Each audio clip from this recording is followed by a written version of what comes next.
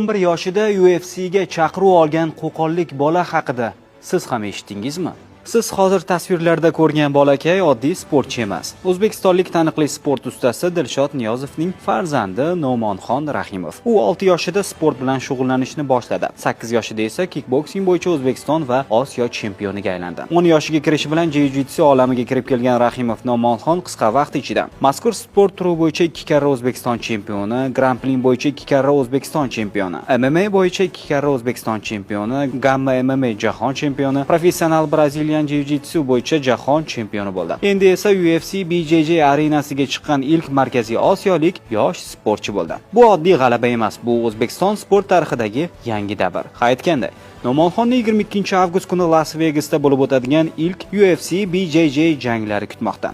Sportchimiz butun dunyoga bitta narsani isbotladi. Amerika orzu emas, mehnat qilgan odam uchun manzil. Butun O'zbekiston seni qo'llab-quvvatlaydi. Nomonxonga omad yor bo'lishini tilab qolamiz.